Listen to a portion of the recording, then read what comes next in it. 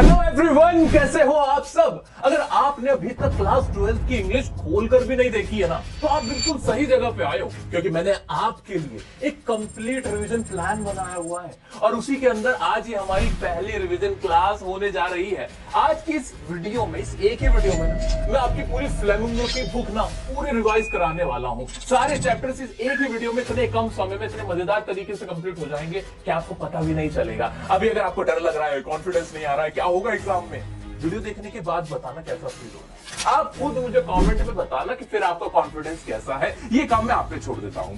आइए शुरू करते हैं हमारी ये मजेदार धमाकेदार रिवीजन क्लास, सिर्फ और सिर्फ आपके लिए।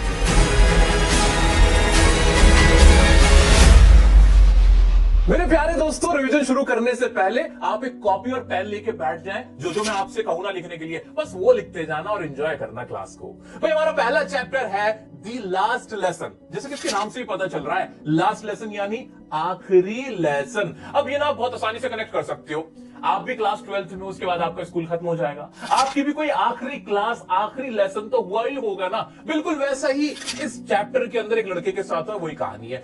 तो हम कोई भी जो चैप्टर रिवाइज करेंगे ना, उसमें हम एक स्ट्रेटेजी यूज करेंगे। उस स्ट्रेटेजी का नाम है पहले मोटा मोटा और फिर छोटा छोटा। हाँ जी, पहले मोटा मोटा देखते हैं कि कहानी है क्या। कहानी क्या है? The story of A French boy France dislikes studying. भाई ये कहानी एक फ्रांस एक जगह है ना, हाँ, ऐसी फ्रांसीसी लड़के की कहानी, इसका नाम है फ्रांस। और वो ना पढ़ाई पसंद नहीं करता है। अरे तुम्हारे जैसा है, तुम भी थोड़ा पसंद करते हो, तुम्हारे जैसा ही कोई लड़का है, आ जाओ। Hates his French teacher M. Hamill। अब टीचर का नाम क्या है? M. Hamill। उनसे वो नफरत करता है क्योंकि वो बिल्कुल पसंद नहीं करता उनको, उसे पढ़ने का शौक ही नहीं है। आ जाओ। One morning he was in fear, didn't learn rules of participle। अब participle जैसे इंग्लिश में होते हैं ना, ऐसे फ्रांस लैंग्वेज में भी होते हैं, फ्रेंच लैंग्वेज में भी होते हैं। तो एक बार ना, एक सुबह ना वो स्कूल जाते डर रहा था क्योंकि उसने होमवर्क नहीं किया हुआ था, उसका डर लग रहा था। फिर क्या होता है? रीच्ड स्कूल जाता है, फाउंड फ्रेंच इज बैन। और उसे पता चलता है, जब स्कूल जाके पता चलता है कि यहां तो अब फ्रांसीसी भाषा पे प्रतिबंध लगा दिया गया है। हिटलर के जमाने की बात है ये। आगे आ जाओ। M Hamel blamed everyone for not learning French. फिर क्या होता है इसके अंदर? फिर जो एम हैमिल जो टीचर हैं, वो क्लास में सबसे पेरेंट्स से और बच्चों से कहते हैं कि भाई देखो, पहले तुम पढ़े नहीं और अब ना तुम्हारी फ्रेंच भाषा पर ही प्रतिबंध लग गया, अब तुम पढ़ सकते नहीं। तो ये उन्होंने इसमें बताया। फिर आगे क्या होता है? जो M Hamel told the importance of mother tongue, वो बताते हैं कि भाई जो तुम्हारी मातृभाषा होती है, तुम्हारी मातृभाषा होती है, वो बहुत इंपॉर्टेंट होती है, तुम्हें उसको संजो के रखना चाहिए। अब तो बैन हो गई, लेकिन भूलना मत, ये तुम्हारे लिए बहुत प्रिय है, तुम्हारे लिए बहुत अजीज है। ये सारी बातें एम हैमिल बताते हैं। कुल मिला के, टोटल मिला के इस चैप्टर में यही है, इसके अलावा कुछ नहीं है। मोटा मोटा समझ लिया ना? आप छोटा छोटा समझ लेंगे और जो जो वर्ड मैं इंपॉर्टेंट बोलूं उसे याद रखना है बस। चलो शुरू करते हैं। This is the story of A French boy named France. ये तो हमें पता है कि फ्रांस जिसे बोल सकते हैं, फ्रांस नाम के एक लड़के की, फ्रांसीसी लड़के की कहानी है ये। ही डिसलाइक्स स्टडीइंग फ्रेंच। उसे फ्रेंच पढ़ना पसंद नहीं था। डिसलाइक वर्ड इंपॉर्टेंट है, याद रखना है। क्या डिसलाइक करता था? फ्रेंच भाषा को डिसलाइक करता था। हेट करता था किसको? अपने टीचर को, एम हैमिल को। आगे बढ़ते हैं। One morning he was in great dread of scolding. उसको ना, स्कोल्डिंग मतलब डांटना, उसको ग्रेट ड्रेड था, मतलब डर था। किस चीज का? डांट का, कि मेरी डांट पड़ेगी। क्यों पड़ेगी? आगे देखते हैं। As he did not learn the lesson on participle, क्योंकि उसने पार्टिसिपल का जो लेसन था, जो अध्याय उसको दिया गया था, वो उसने लर्न नहीं किया था। When he reached his school he found there was silence all around. जब वो स्कूल पहुंचा, when he reached the school, है ना, रीच करा उसने स्कूल को, तो वहां क्या था? There was silence. Important word है क्या? साइलेंस था। क्या था? साइलेंस था। ऑल अराउंड, चारों तरफ साइलेंस था। The students sat at their desk silently। बच्चे ऐसे डेस्क पे बैठ के साइलेंटली बैठे हुए थे, मुंह लटके हुए थे, कोई कुछ नहीं बात कर रहा था। M Hamel did not scold Franz for coming late. और एम हैमिल ने भी नहीं, उसे डांटा नहीं कि वो लेट क्यों आया था। ये बहुत पहली बार ऐसा हो रहा था। तो अभी जैसे ही आप लोग सोचोगे लास्ट लेसन चैप्टर के बारे में, तो क्या क्या वर्ड याद आ रहे हैं? कि एक तो फ्रांस था, एक एम हैमिल थे, है ना, एक फ्रेंच जो लैंग्वेज थी वो डिसलाइक करता था फ्रांस, वो हेट करता था एम हैमिल को, है ना, कुछ ऐसे ऐसे याद आ रहा है। उसको बहुत ज्यादा क्या था? फियर था। किस चीज का? स्कोल्डिंग का, क्योंकि उसने पार्टिसिपल पे होमवर्क नहीं किया था, लर्न नहीं किए थे रूल्स ऑफ पार्टिसिपल। और जब वो स्कूल पहुंचा, सब कुछ क्या था? वहां साइलेंस। He found silence. हर जगह से क्या मिलती है? Silence all around. बच्चे कैसे बैठे हुए थे? डेस्क पे साइलेंटली बैठे हुए थे। क्या ये इंपॉर्टेंट वर्ड याद आ रहे हैं? याद आ रहे? चल रहे हैं आगे बढ़ते हैं। चलो जल्दी से देखते हैं आगे क्या है। हाँ जी, आगे देखो जल्दी से। He was wearing his beautiful dress which he never wore except on inspection and prize days. और जो एम हैमिल थे ना, वो बड़ी ब्यूटीफुल ड्रेस पहने हुए थे जो वो सिर्फ प्राइज के दिन, जिस दिन प्राइज बांटने होते थे तब वो पहनते थे, वो वाली उन्होंने ड्रेस पहनी हुई थी. Villagers were also present in the class. जो विलेजर्स थे गांव वाले वो भी वहां पे प्रेजेंट थे. Everybody looked very sad in the class. अब सीधी सी बात है, फ्रांसीसी भाषा पे बैन लगा हुआ होगा तो सब उदास ही तो बैठेंगे, हंसी ठिठोली तो कर दी, अरे वाह मजा आ गया, बैन लग गया, अब नहीं पढ़ना पड़ेगा. ऐसा नहीं होता है, ठीक है. आ जाओ. विलेजर्स वर आल्सो, वो वहां पे भी थे, सब लोग सैड दिखाई दे रहे थे क्लास में. Then M Hamel told that, M Hamel ने बताई वजह कि सब शांत क्यों बैठे, हुआ क्या है. ऑर्डर, इंपॉर्टेंट वर्ड है order. Order has come from Berlin. Order आया है बर्लिन से, यानी जर्मनी से. क्या ऑर्डर आया है? To teach only German in the school of Alsace and Lorraine. Alsace and Lorraine जहां पे फ्रांस रहता था, जो फ्रांस के अंदर जगह है उनका नाम है, तो वहां पे पूरा ऑर्डर पढ़ के बता देते हैं. वो कौन? एम हैमिल. कौन है वो एम हैमिल? कौन है? टीचर है. कौन से टीचर है? फ्रेंच टीचर है. वो बता देते हैं. Alsace and Lorraine, important word याद रखो, अल्सास एंड लॉरेन, ये याद रखना है. Order has come from Berlin. मेरे साथ साथ बोलो, बोलो, हम रिवीजन कर रहे हैं. बोलो बोलो मेरे साथ. Order, an order has come, order आया है, हैज कम फ्रॉम, कहां से? बर्लिन से आया. That only German will be taught in France, कि सिर्फ जर्मन ही पढ़ाई जाएगी फ्रांस में, अल्सास एंड लॉरेन में, ठीक है. Franz got shock to hear this news. वो शॉक हो गया. कौन? Franz. He felt sorry for not learning his lesson. वो सॉरी फील करने लगा, ये बुरा फील करने लगा. He suddenly starts liking learning French. अचानक से उसको उससे पसंद आने लगी फ्रांसीसी लैंग्वेज. पता होता क्या, जब हम कोई चीज खो देते हैं ना, खोने के बाद हमें उस चीज का एहसास होता है, उसकी कदर होती है, उसकी वैल्यू होती है. जब तक कोई चीज हमारे पास होती है तब तक हम उसकी कदर नहीं करते. जब हम उसे खो देते हैं तब हमें उससे बहुत मोहब्बत होने लगती है, तब हमें उसकी कदर होती है, हमें लगता है काश ये वापस आ जाए. वही इसके साथ हो रहा था. आ जाते हैं फिर. He develops liking for his teacher M Hamel. और उसे एम हैमिल भी अच्छे लगने लगे. पहले तो नफरत थी, हेट करता था, अब लाइक करने लगा अचानक से. M Hamel blamed everyone for not learning their language including himself. M Hamel जो टीचर थे उन्होंने सबको क्या किया? ब्लेम किया कि तुम सब जिम्मेदार हो, मैं भी जिम्मेदार हूं, मैं भी अपनी ड्यूटी सही से नहीं निभा पाया और बच्चों को नहीं पढ़ा पाया. He said that the French language is the most logical and beautiful. अब वो फ्रांसीसी भाषा की तारीफ करने लगे कि जो फ्रांसीसी भाषा है सबसे लॉजिकल है, ब्यूटीफुल है वर्ल्ड के अंदर. He asked his people to protect their language. और उन्होंने क्या कहा कि अपनी लैंग्वेज को प्रोटेक्ट करना. क्यों प्रोटेक्ट करना? अकॉर्डिंग टू हिम, उनके हिसाब से, language is the key to the prison. जो जेल होता है उसकी चाबी लैंग्वेज में होती है. क्यों? क्योंकि वहां के लोगों को एक करके रखती है. One must preserve their mother tongue.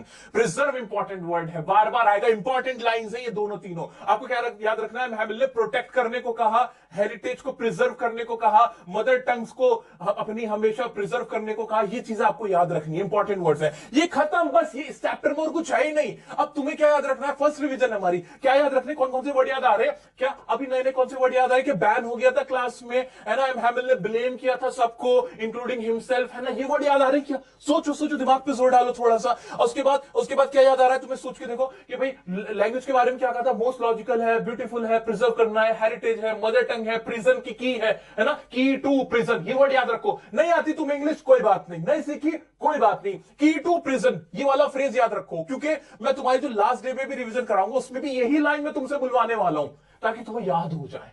याद भी मैं ही करा रहा हूं तुम्हें, तो तुम टेंशन मत लो, ठीक है. तो ये जितने भी वर्ड, अब करना क्या है, सुनो.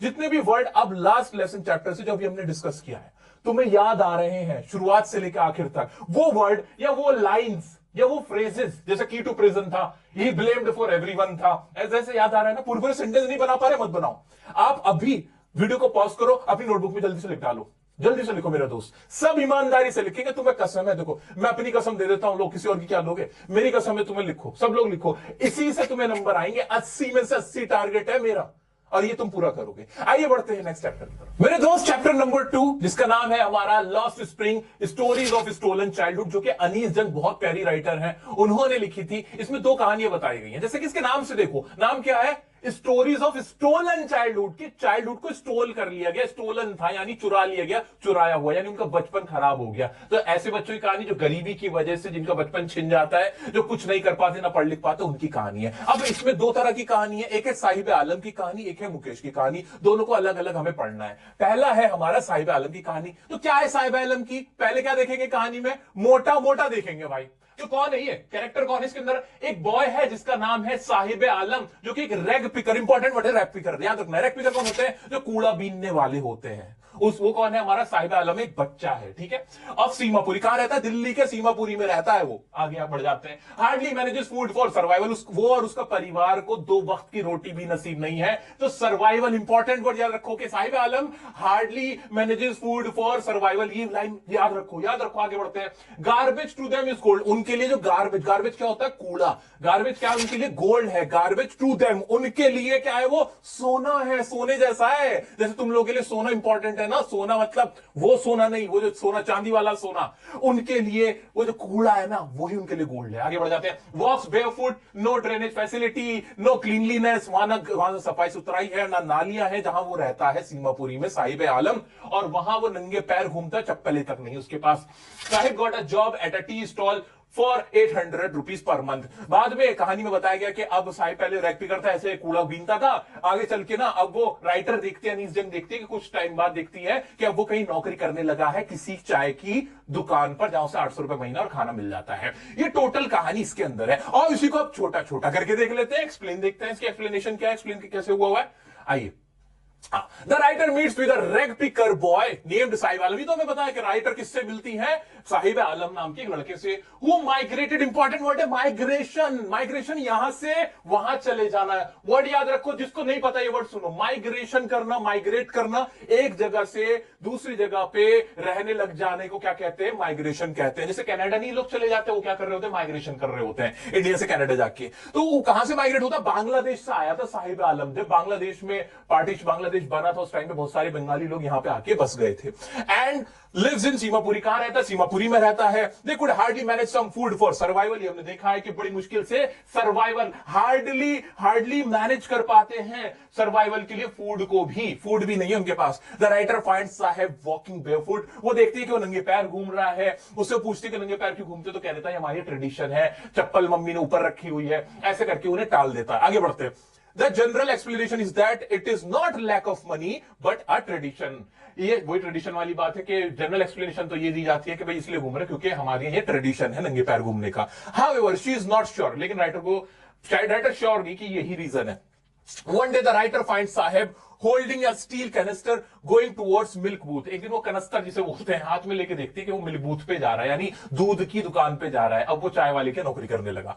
He tells, वो बताता है that he got a job at a tea stall for 800 rupees and all the meals। ये तो हमें पता ही है कि 800 रुपए पे वो नौकरी कर रहा है एक टी स्टॉल पे। The writer noticed that he was lost, he has lost the freedom of being his master. अब वो राइटर महसूस करती है कि अब वो अपनी फ्रीडम को भूल चुका है। जब वो रैक पिकर था वो आजाद था, फिर भी खुश था, लेकिन अब वो कहीं नौकरी कर रहा है, लेकिन अब वो आजाद नहीं है, उसकी फ्रीडम छिन चुकी है। टोटल कहानी यही है, इसके अंदर और कुछ ज्यादा नहीं है। ठीक है जी, हाँ जी। तो अब इसमें से भी जो वर्ड हमें क्या याद रखने, क्या क्या याद आया कि रैग पिकर है ना, माइग्रेशन है, कहां से? बांग्लादेश से। सिर्फ वर्ड्स और फ्रेजेस, वर्ड्स और कुछ लाइन जो तुम्हें याद रह जाए वो अभी अपनी नोटबुक में बिना देखे आपको लिखनी है। आपको लिखनी है, देख के नहीं, बिना देखे। सोचो जो मैंने अभी पढ़ा है, क्या क्या था? रैग पिकर था, है ना, माइग्रेशन था, और क्या था? बेयरफुट था, वो है ना, बेयरफुट था, है ना, गोल्ड था, उसके लिए गार्बेज टू हिम या गार्बेज टू देम इस क्या है? गोल्ड था। ये वाली बातें, कुछ वर्ड याद आ पा रहे हैं? है ना, बिल्कुल याद आ रहे हैं, बिल्कुल याद आ पा रहे हैं। Very good. चलो अब पॉज करो वीडियो को, और इसके भी जो रिलेटेड वर्ड्स आपको याद रह गए हैं, जो भी याद आ रहा है, जितना याद आ रहा है, बिना देखे लिखो मेरे दोस्त। अच्छा दोस्तों, ये जो पीडीएफ है, जो मैंने अपने हाथों से पॉइंट्स लिखे हुए हैं, ये जो आंसर्स हैं, ये सारे तो मैं आपको टेलीग्राम पे दूंगा ही दूंगा। अभी डिस्क्रिप्शन में लिंक पड़ा हुआ होगा, वहां से आप आराम से इसको डाउनलोड कर लेना। लेकिन ये जो मैं आपको कह रहा हूं कि आप अपने हाथ से लिखो, वो सबसे इंपॉर्टेंट है। वो ना आपको याद कराने का तरीका है, इससे आपको ना याद रह जाएगा। एक बार लिख के देखो, फिर भूल नहीं पाओगे। ये मेरा चैलेंज है, ठीक है? तो लिखते रहना है सबको, जो मैं पॉइंट्स आपसे लिखवा रहा हूं। आगे बढ़ते हैं भाई, हमारा इसी का दूसरा पार्ट है मुकेश की कहानी। क्या है मुकेश की कहानी में? पहले मोटा मोटा देखते हैं भाई। This is the story of Mukesh who works at A bangle factory. वो फिरोजाबाद में एक बैंगल फैक्ट्री में, चूड़ी के कारखाने में काम करता है मुकेश। उसकी कहानी है फिरोजाबाद के अंदर। हैजर्डस प्रोफेशन है, इफेक्ट्स द आईज बैडली। ये जो प्रोफेशन इंपॉर्टेंट वर्ड है, हैजर्डस। बार बार आंसर में लिख के आना है तुम्हें ये वर्ड, हैजर्डस। अब ये ना कैसा है? खतरनाक है, जानलेवा है, नुकसानदेह है। इससे क्या हो जाता है? आंखों की रोशनी भी चली जाती है, बहुत बुरा प्रभाव पड़ता है। हैज अ ड्रीम, किसका ड्रीम है ये भाई? ये मुकेश का क्या ड्रीम है? एक बिकमिंग कार मैकेनिक। उसका सिर्फ सपना ही इतना है कि कार मैकेनिक बनूं, बस मैं किसी तरह कार ठीक करने वाला बन जाऊं। Bangle makers are compelled to live a miserable life. जो बेंगल मेकर है, चूड़ी बनाने वाले, वो कैसी जिंदगी जी रहे हैं? बहुत ही दयनीय, बहुत ही बेचारे बुरी जिंदगी वहां पे जी रहे हैं। ये तो मोटा मोटा था इस चैप्टर में, इस कहानी में इससे ज्यादा कुछ नहीं बताया गया। आओ इसका अब लॉन्ग आंसर देखते हैं, पूरा डिटेल में देखते हैं।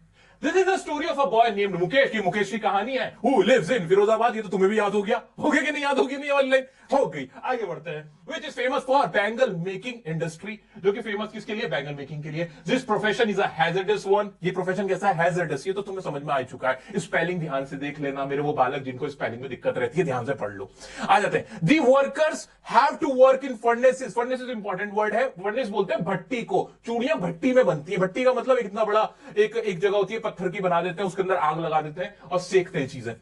Which have extremely high temperature. जहां पे बहुत ज्यादा हाई टेम्परेचर होता है, डिंजी सेल्स होती हैं, ऐसी जगह पे ये लोग रहते हैं।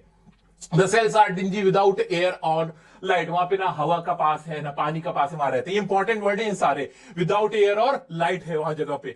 द डस्ट आती है from polishing the glass of Bengal affect the eyes badly. जब ऐसे पॉलिश कर रहे होते हैं ना, तो उसका डस्ट आंखों में घुसता है और लोग अंधे भी हो जाते हैं। आगे बढ़ते हैं। And often causes blindness. Mukesh is different from his family. Mukesh अपनी फैमिली से डिफरेंट है। क्यों है? He has a dream of becoming. क्या ड्रीम था उसका बता? अच्छा, हम लोगों ने पहले पढ़ा था, कार मैकेनिक बनने का। किस चीज का ड्रीम है? Car mechanic. एग्जाम में यही से क्वेश्चन उठते आने, यही होंगे, यही लाइन तुम्हें लिखनी होंगी। ये जो आंसर नहीं है, ये मैं पेपर लीक हो रहा है तुम्हारा, क्योंकि यही आंसर तुम्हें वहां लिखना है। जो ये लिख देगा, जो इतनी बातें लिख देगा, बहुत अच्छे नंबर लेके आएगा। अब इससे रिलेटेड इंपॉर्टेंट वर्ड दिमाग में घुमाओ, अभी घुमाओ। हैजर्डस प्रोफेशन है, बैंगल मेकिंग में काम करता है, और वहां पे सेल्स कैसी है? डिंजी सेल्स हैं, विदाउट एयर और लाइट है ना। जो फर्नेसेस हैं वो कैसी होती है? फर्नेसेस विद हाई टेम्परेचर होती है। Often causes blindness. अक्सर क्या हो जाता है? ब्लाइंडनेस हो जाती है। क्या ये वाले वर्ड याद हो रहे हैं ना? चलो इसको खत्म करते हैं।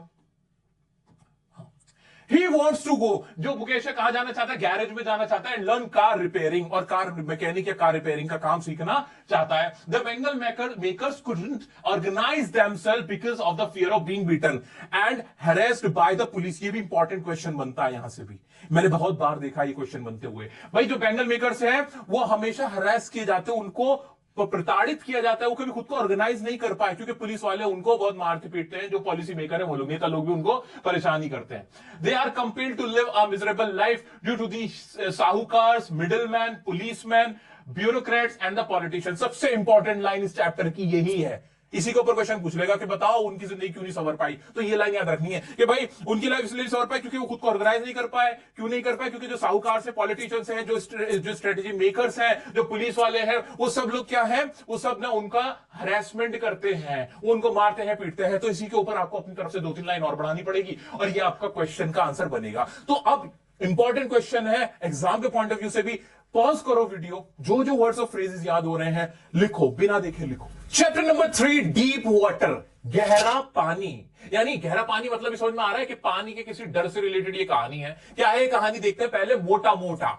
The writer has a fear of water. Writer को फियर है पानी का, बचपन से पानी का फियर है। दरअसल ये जज साहब थे पुराने, उन्होंने अपनी कहानी लिखी थी, अपनी किताब में उन्होंने मेंशन किया कि कैसे उन्हें पानी से डर लगता था, फिर कैसे उन्होंने इस डर पे मुक्ति पाई, कैसे इस डर को दूर किया। ये पूरी टोटल कहानी। आओ पहले मोटा मोटा समझा देता हूं। भाई कैलिफोर्निया में बचपन में जब अपने पिताजी के साथ बैठे हुए थे बीच पे, वहां से एक लहर आई थी और उनको गिरा दिया था, और वो पानी में एकदम डूब से गए थे। तो तब से उनको डर बैठा था। उसके बाद फिर उनके साथ क्या हुआ? उन्होंने YMCA पूल ज्वाइन किया था, एक पूल था, स्विमिंग पूल था। वहां गए, वहां पे एक बिग बॉय आया, एक बड़ा सा लड़का आया और उसने उठा के उनको पानी में शरारत में फेंक दिया। वो बिल्कुल डूबने ही वाले थे, एकदम बेहोश हो गए थे। तो यहां से उनके अंदर पानी का डर बैठ गया था। फ्यू इयर्स लेटर लेकिन बाद में उन्होंने कहा यार ऐसे थोड़ी चलेगा, मुझे बोटिंग करनी है और भी बहुत सारी चीजें करनी है, तो वो कैसे कर पाऊंगा मैं? तो उन्होंने एक इंस्ट्रक्टर को रखा, get an instructor, put a belt around. फिर इंस्ट्रक्टर ने एक बेल्ट उनके कमर पे बांध दी थी। 5 दिन हफ्ते में वो क्लास करने लगे थे। उसके बाद क्या होता है? उन्होंने उसको सिखाया राइटर को कि कैसे सांस लेना है, कैसे सांस छोड़ना है। उसकी प्रैक्टिस करते थे 100 बार उन्होंने उसकी प्रैक्टिस करनी शुरू करी, और उसके बाद वो तैराकी करना सीख गए। ये टोटल कहानी है, ठीक है? समझ में आ गई ना? पहले तैराकी नहीं आती थी, पानी डर लगता था, इंस्ट्रक्टर रखा और सीख लिया। जैसे तुम्हें इंग्लिश नहीं आती ना, नहीं आती, इंग्लिश से वर्ड डर लगता है, तुमने मुझे रख लिया, मुझसे सीख लिया, इंग्लिश बोलना सीख गए, इंग्लिश समझना सीख गए, खत्म बात। ये चैप्टर ये, इसमें और कुछ भी नहीं है। आओ चलो देखते हैं। अब देखते हैं डिटेल में। The writer tells about his fear of water and how he conquered it. Important word है कॉन्कर करना, उस पे जीत हासिल करना। तो ये कहानी किस चीज की है? Fear of water, fear of water. एक और फियर था। किसको था फियर? वो फियर तो उसको था, वो फियर था डांट का, स्कोल्डिंग का फियर था। किसको? हमारे फ्रांस को, क्योंकि उसने पार्टिसिपल का होमवर्क नहीं किया था। याद कर पाए? कनेक्ट कर पा रहे हो? कनेक्ट किया करो, करेक्ट किया करो, याद रहेगा, लंबे समय तक याद रहेगा, भूलोगे नहीं। When he was 3 or 4 years old, he would go to the beach in California with his father. California में अपने फादर के साथ वो बीच पे गए हुए थे। वो कहानी पता है हमें। The waves knocked him down. Wave आई और knocked him down कर दिया। Waves आई और knocked him down कर दिया ऐसे करके। And knocked him down and swept over him, और उनके ऊपर से होकर निकल गई। He got frightened, हो गए, fear हो गया, frightened हो गए। And a fear of water develops in his mind, अपने माइंड के माइंड में fear of water बैठ गया। A few years later, कुछ साल बाद, he joined YMCA swimming pool। YMCA swimming pool उन्होंने ज्वाइन किया, where he was thrown into the pool by another boy, जहां पे वो बिग बॉय ने, 18 साल का एक लड़का था, उसने उनको डुबा दिया था। He tried hard to come up but couldn't do so। ऊपर आने की कोशिश करी लेकिन ऊपर नहीं आए। It almost drowned him। He experienced death closely। वो बिल्कुल डूबने ही वाले थे, उन्होंने मौत को बिल्कुल करीब से छूकर देखा था। मौत को छू के टक से वापस, ठीक है, वो इसके साथ हुआ था। तो अभी इसमें क्या क्या सोचना है? कैलिफोर्निया याद आ रहा है कि नहीं? बिल्कुल याद आ रहा है। फियर ऑफ वाटर याद आ रहा है। हाँ, ड्राउन हो गए थे, वाईएमसीए पूल ज्वाइन किया था, वहां बिग बॉय आया था, उसने थ्रो कर दिया था उन्हें, है ना, he threw him into the water, he was almost died, है ना। इस तरीके से याद हो पा रहा है। ये इंपॉर्टेंट वर्ड्स हैं, इंपॉर्टेंट लाइंस है जो आपको याद करनी है। आगे बढ़ते हैं। फिर क्या हुआ? He had developed phobia of water. Frightened थे, फियर था, और अब आ गया फोबिया। फोबिया मतलब भी डर होता है। तो उनको पानी का फोबिया हो गया था। It deprived him, important word है, डिप्राइव कर दिया, मतलब उस चीज से महरूम कर दिया। अब वो इस चीज का मजा नहीं ले पाते थे, उनसे दूर हो गए थे। किससे deprived him? Of the Joy of canoeing, boating and swimming. और स्विमिंग वगैरह नहीं कर पाते थे, बोटिंग कैनोइंग वगैरह नहीं कर पाते थे, उनसे उनको ये चीज मिल नहीं पा रही थी, तो वो परेशान थे। So he decided to overcome his fear. Overcome करना, फिर इंपॉर्टेंट वर्ड है ओवरकम। तो उन्होंने फैसला किया कि मैं अपने फियर को ओवरकम करूंगा। कैसे? He got an instructor. उन्होंने एक इंस्ट्रक्टर रख लिया एंड स्टार्टेड लर्निंग स्विमिंग, और उन्होंने स्विमिंग स्टार्ट शुरू कर दी सीखनी। The instructor put a belt around him, उसने पुट अपने एक बेल्ट उनके चारों तरफ ऐसे बांधी, and a rope attach to it, एक रोप लगा दी कि हाँ भाई डूबोगे तो मैं खींच लूंगा तुम्हें। He taught how to put his face under the water, वो बताने कि कैसे फेस अंदर जाना है, पानी के अंदर कैसे जाएगा, इनहेल एंड एक्सहेल कैसे होगा। The author repeated the exercise hundreds of times, और सौयों बार उन्होंने इस एक्सरसाइज को किया। उसके बाद क्या किया? ही practice 5 days a week, an hour each day। उन्होंने हफ्ते में 5 बार प्रैक्टिस करते थे, एक घंटा डेली का, ठीक है जी। Finally William had learn swimming but he was not satisfied. William Douglas ji writer का नाम है, वो भाई फाइनली स्विमिंग सीख गए थे लेकिन अब भी सेटिस्फाई नहीं थे। फिर उन्होंने इसके लिए क्या किया? He went to different lakes and islands. वो डिफरेंट लेक्स में गए, आइलैंड्स में गए, अपनी स्विमिंग को टेस्ट करने के लिए। क्या कर पा रहा हूं? अच्छा कर पा रहा हूं, अच्छा कर पा रहा हूं, ऐसे। At last he repeated the feet of Doc Copron by diving in the warm lakes and swam across। तो उन्होंने एक जो जिनका नाम है भाई साहब का, इनका डॉग कॉर्पोरन जिनका नाम है, उस लेक में गए, वहां पे उन्होंने रिकॉर्ड बनाया, वहां पे स्विमिंग करी। He had overcome his baseless fear of water। He realized that death is peaceful and it is the fear of death that is terrorizing। इसके ऊपर सवाल पूछा गया था, इसके ऊपर सवाल पूछा गया था रिसेंटली भी, कि भाई ये बताओ इसका मतलब क्या है कि डेथ जो है वो पीसफुल है and it is the fear of death that is terrorising. ये जो डेथ का फियर है ना, जो डर है, डर ज्यादा खतरनाक है। मौत इतनी मुश्किल नहीं है जितना मौत का डर सताता है। तो दोस्तों अभी भी क्या करना है, इसके ऊपर जो क्वेश्चंस होंगे वो हम रिवीजन क्लासेस लाइव होगी, उसमें हम डिस्कस करेंगे मजे से। अभी तो मोटा मोटा देख रहे हैं ना, और छोटा छोटा करेंगे इसको, ठीक है। अभी जो भी वर्ड तुम्हें इससे रिलेटेड याद हो गए, क्या क्या वर्ड्स मैंने इंपॉर्टेंट बताए, एक बार अपने माइंड में घुमाओ, इसके अंदर लिख डालो, अपनी कॉपी के अंदर जल्दी से लिख डालो। आवारा हूं, नहीं नहीं, मैं आवारा नहीं हूं, आवारा तो हमारा रेड ट्रैप सेलर है। जी हाँ दोस्तों, चैप्टर नंबर 4 दी रेड ट्रैप, और मैंने इसे बड़े ही अलग अनोखे अंदाज में आपके लिए बनाया हुआ है। इनफैक्ट जितने भी चैप्टर्स अब तक हम पढ़ चुके हैं सब मैंने सेपरेटली भी आपके लिए बनाए हुए हैं, डिस्क्रिप्शन में लिंक दे देता हूं, जाके आराम से आप देख भी सकते हो। अब बात करते हैं पहले मोटा मोटा इस रेड ट्रैप सेलर चैप्टर में है क्या। तो दी रेड ट्रैप की कहानी में पहले मोटा मोटा क्या वो देख लेते हैं। A poor sad and lonely red trap seller है। एक रेड ट्रैप सेलर यानी चूहे दान बेचने वाला है, लोनली है, पुअर है, इधर उधर घूमता रहता है। He think that world is a big rat trap, उसके हिसाब से पूरी दुनिया एक बहुत बड़ा चूहेदान है। He went to a cottage of a crofter, got shelter and food. वो जाता है कहां? क्रॉफ्टर के पास। क्रॉफ्टर मतलब एक तरह का किसान समझ लो, वहां जाता है, उससे सहारा मांगता है कि मुझे आज रहने के लिए इजाजत दे दो, मुझे छत दे दो और मुझे खाना दे दो। वो वहां उसको खाना भी दे देता है। Stole crofter's money and ran away through forest, और वहां से रन अवे हो जाता है, वहां से भाग जाता है उसका पैसा चुरा के क्रॉफ्टर का। Got trapped in forest, forest में जाके फंस जाता है, रास्ता भटक जाता है, वहां कुछ नहीं होता। वेटिंग फॉर हिज डेथ, और मरने के कगार पे आ जाता है, उसे लगता है अब मेरी मौत सामने है। Found a forge, iron master mistook him as an old friend. वही ना उसे एक भट्टी दिखती है, लोहे के काम की भट्टी दिखती है, जहां जो आयरन मास्टर होता है वो उसको अपना पुराना एक मिलिट्री का दोस्त समझ बैठता है। Invited by iron master's daughter Edla. अब वो क्या करता है, वो वैसे उसको कहता है तुम मेरे घर चलो, तुम तो मेरे पुराने दोस्त हो। वो मना करता है, नहीं मैं नहीं जाऊंगा। लेकिन उसकी जब बेटी, जिसका नाम क्या है, एडला, एडला उसको बुलाती है तो उसके साथ चल देता है।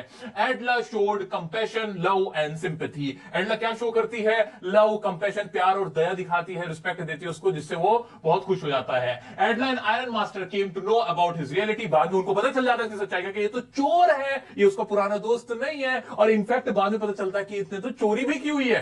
आगे बढ़ते हैं। He gifted a red trap and 30 kroner. Kindness and love changed a thief. बाद में पता चलता है कि वो खुद तो भाग जाता है वहां से, लेकिन एडला के लिए 30 क्रोनर जो उसने चुराए होते क्रॉफ्टर के, वो छोड़ के चला जाता है और एक छोटा सा चूहेदान भी एडला को दे देता है। और इस चीज से हमें पूरी चैप्टर से क्या शिक्षा मिलती है कि काइंडनेस यानी दया और प्यार किसी चोर को भी बदल सकता है, और किसी के भी अंदर प्यार की भावना जाग सकती है, अच्छाई की भावना जाग सकती है इनफैक्ट। ठीक है, तो टोटल कहानी बड़ा चैप्टर है लेकिन मजेदार चैप्टर है। आइए देखते हैं इसको फुल फ्लेज, इसकी कहानी समझते हैं। चलो जी। This is a story of a rat trap seller. ये किसकी कहानी है? रेड ट्रैप सेलर की कहानी है। अब वर्ड्स याद रखने, हम इंपॉर्टेंट वर्ड्स बताता जाऊंगा, सुनते जाना। Who leads a very poor, sad and monotonous life। ये इंपॉर्टेंट वर्ड है, monotonous, sad, और वो lonely है, ऐसी लाइफ वो जी रहा है। He has to resort to thievery and begging to survive। उसको कभी कभी भीख भी मांगनी पड़ती है सर्वाइवल के लिए, और चोरी भी करनी पड़ती है। One day he was struck by the idea that the whole world is nothing but a big rat trap। एक दिन उसको एक आइडिया आता है कि this world is nothing but a big rat trap। ये लाइन तो आपको भी याद हो गई होगी। इट ऑफर्स, ये इंपॉर्टेंट लाइन है, बहुत इंपॉर्टेंट लाइन जो आपको याद रखनी है। ये ऑफर करती है, ये दुनिया हमें क्या ऑफर करती है? Riches and joys, shelter and food, heat and clothing, exactly as the rat trap offers cheese and pork. भाई ये सारी चीजें क्या है? ये सिर्फ चारा है। क्या क्या चारा, क्या क्या हमारा? भाई रिचेस एंड जॉयज, जो जो अमीरी है, मजेदारी है, जो आराम की चीजें हैं, जो खाना है, पीना है, गर्मी है, ये सारी चीजें, कपड़े हैं, ये सब क्या है? ये सब सिर्फ चारे हैं। हम सब चूहे हैं, आप भी चूहे, मैं भी चूहा, सब चूहे हैं, और हम सब क्या कर रहे हैं? हमें चारा डाला जा रहा है जिसके पीछे हम भाग रहे हैं। ऐसा मानना किसका था? रेड ट्रैप सेलर का। यानी ये कोई एक तरह का एक साइकोलॉजिस्ट भी है, एक फिलोसोफर भी है। ये कौन? हमारा रेड ट्रैप सेलर। आगे बढ़ते हैं। The world has never been very kind to him. World ना कभी उसके साथ ना अच्छे से पेश नहीं आता था, मतलब दुनिया ने उससे अच्छा व्यवहार नहीं किया था। One evening he reached to a cottage of an old crofter and asked for shelter. एक इवनिंग, एक शाम वो क्रॉफ्टर के पास जाता है, उससे कहता है मुझे शेल्टर दे दो, जगह दे दो मुझे रुकने के लिए। The crofter give him shelter. The crofter उसको शेल्टर दे देता है, गिव हिम शेल्टर, और फूड भी दे देता है, उसके लिए दलिया बना के उसको खिलाता है। He was happy to get someone to talk to। वो खुश हो जाता है कि उसके पास कोई ना कोई आ गया है, क्योंकि क्रॉफ्टर क्या होता है? लोनली होता है, लोनलीनेस का शिकार होता है हमारा क्रॉफ्टर। तो अभी मोटी मोटी कहानी क्या समझ में आई? चैप्टर बड़ा है लेकिन सोचो ना क्या क्या था। ये कहानी किसकी? रेड ट्रैप सेलर की। लोनली है, मोनोटोनस लाइफ जी रहा है, पुअर है, बेगिंग है, थीवरी भी कर देता है कभी कभी, और उसके बाद उसको एक दिन एक स्ट्रक होता है, एक आइडिया कि this world is nothing but a big rat trap. और उसको जो जो चीजें, कौन कौन सी लुभावनी चीजें लगती है? Riches and joys, shelter and food, clothing, वो सब क्या है? ये पॉर्क्स की तरह है और चीज की तरह है, जो कि हमें क्या करती है? ट्रैप करने के लिए है ना? इतनी समझ में आ रही है वर्ड्स? आ रहे, तुम्हें भी याद हो रहे, सच्ची हो रहे? अरे वाह, क्या बात है। आगे बढ़ते हैं फिर। द नेक्स्ट मॉर्निंग, अगली सुबह वो क्या करता है? He stole the crofter's money which he had earned by selling cow's milk। जो क्रॉफ्टर होता है वो बताता है कि मैंने दूध बेच के ना कुछ पैसे कमाए हैं। ये वाले पैसे जो हमारा रेड ट्रैप सेलर है वो पार कर देता है, उसको कट्टी मार के चला जाता है। आगे बढ़ते हैं। The peddler, peddler important word है, पैडलर बार बार यूज होता है। पैडलर भी रेड ट्रैप सेलर को बोलते हैं, ठीक है, मतलब जो ऐसे हमारा घूम रहा था उसको पैडलर बोलते हैं। तो ये रेड ट्रैप सेलर के लिए यूज हुआ है। The peddler chose the path through the forest to protect him. वो फॉरेस्ट की तरफ चल देता है खुद से, दुनिया से बचने के लिए कि कहीं कोई वो पकड़ा ना जाए पुलिस के जरिए। Protect himself but soon found himself in the dense forest. Dense मतलब घना जंगल, इंपॉर्टेंट वर्ड है, लेकिन खुद को घने जंगल में पाता है और वो अपनी मौत का इंतजार करने लगता है। He heard a sound of hard regular thumping and found a forge. और वो ऐसे थम थम थम थम, उसको फिर मरते मरते ना उसे याद आती है आवाज कहां से आ रही है, उसे भट्टी से आवाज सुनाई देती है। He asked for shelter but the iron master mistook him as an old friend. वो वहां पे शेल्टर के लिए जाता है कि मुझे जगह दे दो ना रहने के लिए, लेकिन आयरन मास्टर सोचता है अरे नील सोलोफ ये तुम हो, ऐसे करके वो सोचता है नील सोलोफ है, यानी मेरा पुराना मिलिट्री का दोस्त है। He invited him to his house, मेरे घर चलो ना तुम, उसको ऐसे इनवाइट करता है। The peddler rejected the offer, वो कहता है नहीं मैं नहीं जाऊंगा, मैं क्यों जाऊं, मैं तो तुम्हें जानता ही नहीं, अरे ये ऋतिक रोशन कहां से आया, सॉरी आगे बढ़ते हैं, ओके मैं नहीं जाऊंगा, ये ऐसा बोल देता है और जाने से मना कर देता है। उसे फियर होता है, क्यों मना करता है, fear of being caught, fear of being caught, fear of being caught. नहीं वीडियो नहीं अटकी, मैं बार बार बोल रहा हूं, ठीक है। तो फियर ऑफ बीइंग कॉट होता है उसको कि कहीं मैं पकड़ा ना जाऊं, इंपॉर्टेंट लाइन है, fear of being caught, that's why he rejected iron master's offer, ठीक है। आयरन मास्टर का इन्विटेशन वो रिजेक्ट कर देता है। The iron master sent her daughter to bring him home, अपनी बेटी एडला को यहां भेजता है कि तुम जाके इनवाइट करो उसको। Her daughter Edla talk to him very politely and showed sympathy with him. जो उसकी बेटी होती है बड़े प्यार से पेश आती है, उससे बड़ी दया भाव से बात करती है, उसको इज्जत देती है, कैप्टन आप हमारे साथ चलें, हम बहुत अच्छे से प्यार से बात करती है और उसको मना लेती है। She called him captain and offered him a fur coat भी देती है, कैप्टन कह के बुलाती है। The peddler accepted the offer, फिर कहता है नहीं आप, मैं तो पहली बार में ही चल देता, आप पहले आ जाती। But when he reached him home, मतलब वो यहां पिघल गया था, कुल मिला के बात ये थी। But when he reached home and got ready he got caught, लेकिन जैसे वो ज्यादा नहाते धुलाते तो कहते हैं ये तुम तो नील सोलोफ नहीं हो, ये क्या तमाशा लगा रखा है। वो गुस्सा होता है, कौन, the iron master got angry at him and asked him to leave, निकल जाओ यहां से, दफा हो जाओ, get lost from my house, ऐसे बोलता है वो। But Edla stop him and showed compassion, कहती है नहीं रुक जाइए पिताजी, इनको यहां रुकने दीजिए, ऐसा बोल देती है। She convinced her father to allow peddler to celebrate Christmas together, Christmas का त्योहार है मिलकर मनाएंगे, होली है, ऐसे करके वो उसको मना कर देती है, अपने पिताजी को मना लेती है कि उसको यहां ठहरने दें। The next day after Christmas, जो अगले दिन होता है ना क्रिसमस का, तब क्या होता है, the iron master and his daughter visited the church, वो चर्च के लिए निकल जाते हैं। They came to know that a man with the rat traps had stolen money from a crofter. वहां जाके चर्च में जाकर उनको पता चलता है कि एक आदमी था जिसने क्रॉफ्टर की had stolen money from crofter, वो 30 करोड़ चुरा लिया। वो समझते हैं कि वो तो हमारे ही है रेड ट्रैप सेलर, ठीक है ठीक है। They started repenting, but found that the peddler gifted a small rat trap to Edla. वो एक दूसरे को कहने लगते हैं, और वो उसको पिताजी कहने लगता है और रोको उसको अपने घर में, नहीं पिताजी मेरी गलती थोड़ी थी। उन्हें लगता है वो हमारे घर से भी माल साफ करके चला गया होगा, लेकिन जब वो घर आते हैं तो क्या देखते हैं, she found a letter of thanks and the stolen money inside the rat trap. He thanked Edla for her kindness and requested her to return the stolen money to Crofter. लेकिन वो जाके देखते हैं कि एडला के लिए जो रेड ट्रैप सेलर था हैज गिफ्टेड समथिंग टू एडला, जिसके अंदर क्या था, इनसाइड द बॉक्स क्या था, एक छोटा सा एक स्मॉल रेड ट्रैप था विद अ नोट, इसमें एक नोट लिखा हुआ था जिसमें लिखा हुआ था कि 30 क्रोनर क्रॉफ्टर को दे देना, और उससे कहना ऐसे ना यूं ऐसे चारे की तरह पैसे लटका के ना रखा करे, इससे ना हम जैसे लोगों का ना ईमान खराब होता है, ऐसा वो बोल देता है। तो यहां पे ये कहानी खत्म होती है हमारी किसकी जी, हमारे रेड ट्रैप सेलर की। ये था हमारा रेड ट्रैप सेलर। चैप्टर बड़ा है लेकिन इससे मजेदार चैप्टर मुझे लगता है तुम्हारी पूरी फ्लैमिंगो में नहीं है। सबसे मजेदार, सबसे इंपॉर्टेंट, सबसे प्यारा सा चैप्टर ये है, ये रहा आपका रेड ट्रैप सेलर। तो बड़ी मजेदार वीडियो, ये जरूर देखना यार, ये वाली जरूर देखना, तुम कोई देखो ना देखो, ये अलग से जब मैंने बना रखी देखना जरूर, मजे बन जाएंगे तुम्हारे। और फिर वही काम करो, पॉज करो वीडियो को, इंपॉर्टेंट वर्ड्स और फ्रेजेस जो मैंने याद दिलाए, वो बीइंग कॉट वाला, फियर ऑफ बीइंग कॉट वो भी, और जो भी इंपॉर्टेंट वर्ड्स मैं आपको बताता चला कि जो अभी आपको याद आ रहे हैं ना अपने माइंड में, उन्हें लिख डालो, उन्हें एक जगह लिखो, उन्हें एक जगह लिखो। बढ़ते हैं नेक्स्ट चैप्टर की तरफ। नेक्स्ट चैप्टर है हमारा इंडिगो। ये कहानी है गांधी जी की कहानी, हमारी आजादी की कहानी। लिखी किसने है, लुइस फिशर ने किताब लिखी थी गांधी जी के ऊपर। उसमें गांधी जी ने लुइस फिशर को क्या बताया था कि हमें आजादी कैसे मिली, उसके बारे में पूरा चैप्टर है। क्या क्या है इस चैप्टर में, आइए पहले वो देख लेते हैं। इन 1916 के अंदर गांधी जी ने अटेंड किया था आईएनसी का एक कन्वेंशन, जिसमें वहां उनकी मुलाकात हुई राजकुमार शुक्ला। इंपॉर्टेंट वर्ड याद रखो, जैसे इंडिगो सोचो तो राजकुमार शुक्ला याद आना चाहिए। राजकुमार शुक्ला कौन है, वो एक शेयर क्रॉपर है। कहां से है वो, चंपारण बिहार से है। आगे बढ़ते हैं। Wanted him to see the plight of sharecroppers. जो राजकुमार शुक्ला क्या चाहते थे कि गांधी जी प्लाइट देखे। इंपॉर्टेंट वर्ड प्लाइट, प्लाइट मतलब मतलब दयनीय स्थिति, बुरी हालत जो है वहां के शेयर क्रॉपर्स की, किसानों की, वो कौन देखे? राजकुमार शुक्ला चाहते थे गांधी जी उनको उनका हालचाल देखे कि उनके साथ कितना बुरा हो रहा है, अंग्रेज कितना अत्याचार कर रहे हैं। आगे बढ़ते हैं। राजकुमार फॉलो किया, राजकुमार ने फॉलो गांधी जी के पीछे पीछे रहे। चलिए ना गांधी जी एक बार वहां भी जाके देख लीजिए। तो गांधी जी बिजी रहते थे, बहुत सारे काम में, आजादी भी दिलवानी है, सारे लोग परेशानियां लेके आ रहे थे, तो सबको तो नहीं देख सकते थे ना। तो वहां राजकुमार शुक्ला की कंसिस्टेंसी देखकर गांधी जी इंप्रेस हो गए कि ये मेरे बेचारे ये पीछे पड़े, बहुत ज्यादा परेशान है, और चलो चलता हूं। फिर गांधी जी ने क्या किया? बापू मैट शुक्ला इन कैलकाटा में मिले और टुक ट्रेन, और कैलकाटा से बिहार पास में ही है, तो वो ना ट्रेन पकड़ के कहां चले गए? बिहार चले गए। बिहार में फिर कहां गए? डॉक्टर राजेंद्र प्रसाद, जो हमारे फर्स्ट, अच्छा राजेंद्र प्रसाद कौन थे? जरा कमेंट में लिख कर बताना, तुम्हारे जीके चेक करता हूं। डॉक्टर राजेंद्र प्रसाद के पास गए, जो कि लॉयर थे, वहां वो घर पे नहीं मिले डॉक्टर राजेंद्र प्रसाद। फिर क्या हुआ? गांधी जी गोज मुजफ्फरपुर, फिर मुजफ्फरपुर गए, वहां पे जेबी कृपलानी जो कि गवर्नमेंट प्रोफेसर थे, उनसे मुलाकात करी गांधी जी ने, डिटेल ली, नॉलेज ली कि क्या चल रहा है, क्या मैटर क्या है। He rebuked lawyers for high fee. Gandhi ji ने कहा भैया ये जो लॉयर्स हैं, जो तुम केस लड़ने के लिए, अपने ही भाइयों, किसान भाइयों के केस लड़ने के लिए तुम मोटी मोटी तनख्वाहें लेते हो, उस पर गांधी जी ने उन सबको डांटा भी। फिर क्या हुआ? Understand the problem, grow 15% Indigo on land and पे रेंट। उन्होंने प्रॉब्लम को समझा कि प्रॉब्लम क्या है। तो प्रॉब्लम ये थी कि अंग्रेजों ने कहा था कि 15% आपको जो अपनी खेती करनी पड़ेगी वो इंडिगो की करनी पड़ेगी, नील की खेती करनी पड़ेगी, उसके बाद जो हमारी जमीन थी वो बंजर हो जाया करती थी, ये प्रॉब्लम था, और रेंट भी पे करना पड़ेगा।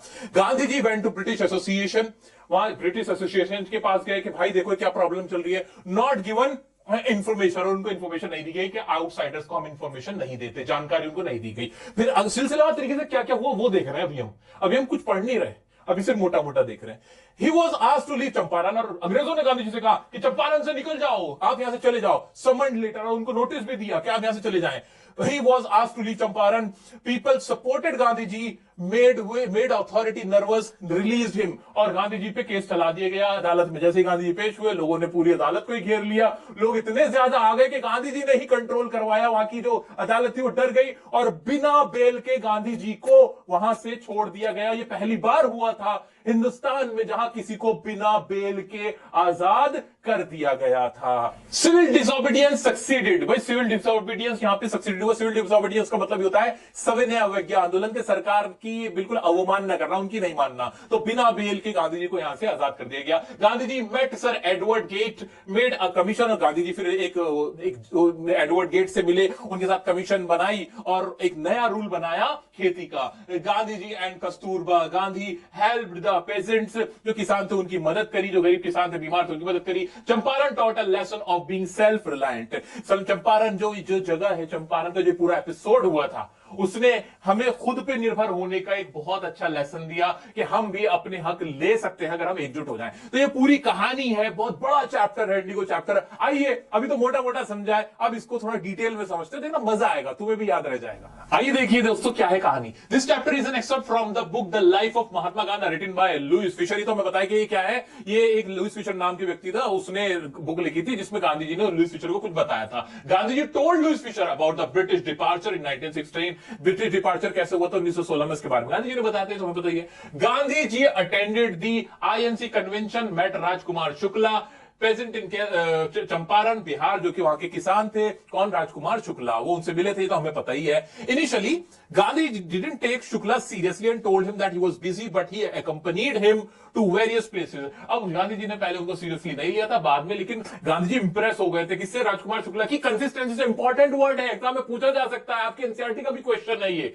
कि गांधी जी कैसे राजी हो गए थे, क्योंकि जो राजकुमार शुक्ला जी थे वो फॉलो कर रहे थे किसको?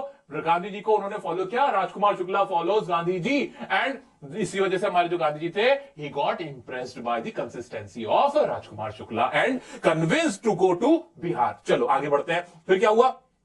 हिज फर्म डिसीजन, जो उनका मजबूत उसका इरादा था राजकुमार शुक्ला जी का, उससे इंप्रेस हो गए Gandhi ji. And he promised him to meet on a fixed date in Calcutta, और कलकत्ता में मिलने के लिए रेडी हो गए। Bapu met Shukla in Calcutta, took a train and visited doctor Rajendra Prasad. पहला जो सिनेरियो है यही याद रखना है हमें, कि राजकुमार शुक्ला मिलना चाहते थे गांधी जी से, इंप्रेस किया गांधी जी को, और इंप्रेस करने के बाद गांधी जी से कलकत्ता में मुलाकात हुई, एंड कलकत्ता से फिर कहां चले गए? ट्रेन पकड़ के राजेंद्र प्रसाद जी के घर पे चले गए थे। आंसर दो मुझे, कौन है राजेंद्र राजेंद्र प्रसाद जी, जल्दी बताओ कमेंट में मुझे तुम लोग।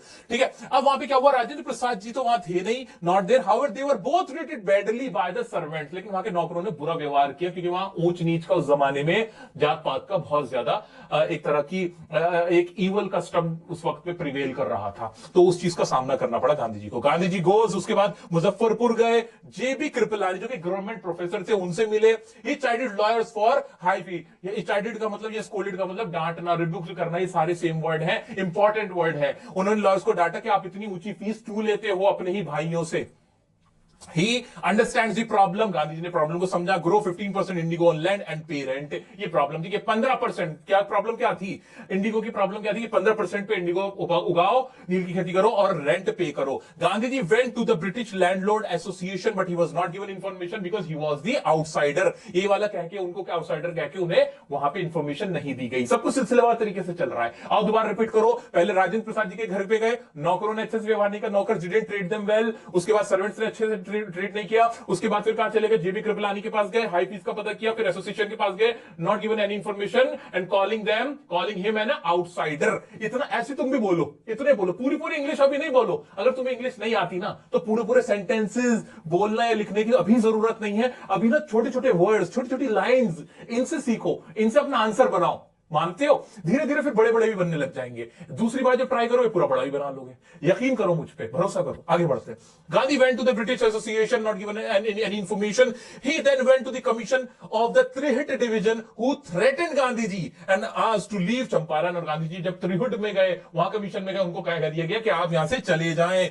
Gandhi ji went to Motihari to investigate the matter where he received the support of the lawyers and common people. Motihari में गए जहां पे उन्हें सपोर्ट मिला, लॉयर्स का भी और कॉमन पीपल का भी। One day as he was on his way to meet a peasant who was maltreated in a village, he was stopped by the police superintendent। और जब वो एक किसान की हालत देखने जा रहे थे जिसके साथ मारापीटी की गई थी अंग्रेजों द्वारा, तो वहां पे गांधी जी को रोक लिया गया। किसने? पुलिस सुपरिंटेंडेंट ने रोक दिया and serving him a notice asking him to leave. उनको नोटिस दिया गया कि आप यहां से चले जाएं, लेकिन Gandhi ji received notice but disobeyed the order, और कहा मैं ऐसे नोटिस को नहीं मानता, ठीक है अहिंसा वाला आदमी हूं। लेकिन तुम्हें क्या लगता है अहिंसा का मतलब ये थोड़ी ना गांधी जी हाथ जोड़ते फिर रहे थे? नहीं नहीं नहीं नहीं नहीं, मानते नहीं थे, जिद पड़े रहते थे, हाथ नहीं उठाएंगे, लेकिन तुम्हारे कहने से हम कुछ करेंगे भी नहीं, ये भी वो कहते थे। आगे बढ़ते हैं। Gandhi ji receive the notice but disobeyed the order, a case was filed against him. अभी डिसोबेड से याद रख लेना, इंपॉर्टेंट वर्ड है, डिसोबेड किया था।